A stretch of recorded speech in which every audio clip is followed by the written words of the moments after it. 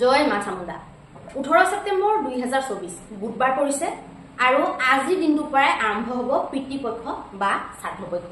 পিতৃপক্ষ বা শ্ৰাদ্ধপক্ষ এনেকুৱা এটা পৰ্ব যিটো নেকি আহিন মাহৰ কৃষ্ণপক্ষৰ প্ৰতিপদাৰ পৰা আৰম্ভ হৈ পেলাই একেবাৰে আমাৰ আহিন মাহৰ নৱৰাত্ৰিৰ যিটো আগত মহালয়া আহে সেই মহালয়াৰ দিনা এইটোৰ শেষ হৈ গৈ এই গোটেই 15 দিন আমি বিশেষ কিছুমান নিয়ম নীতি কৰি পেলাই জীৱনত বহুত মংগল সাধন কৰিব পাৰো।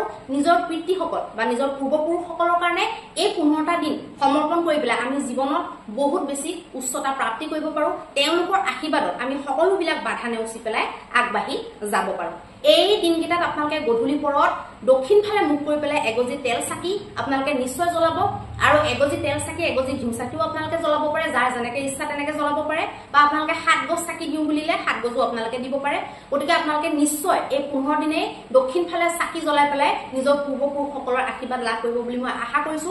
আৰু মহালয়াৰ দিনাখনি দুখীয়া মানুহক ভোজন কৰাই, খিচিৰি খুৱাই, পুৰি খুৱাই দুখীয়া মানুহক ভোজনী দান দি পেলাই আপোনালোকে বস্ত্ৰ অন্ন সকলোখিনি দান দি বা অকল অন্ন আপোনালোকে দান কৰি পেলাই দক্ষিণা সহ পইচা দি পেলাই আপোনালোকে পূৰ্বপুৰুষৰ আশীৰ্বাদ লাভ কৰিব পাৰে আৰু বিভিন্ন ধৰণৰ সমস্যাৰ পৰা জীৱনত মুক্তি লাভ কৰিব পাৰে।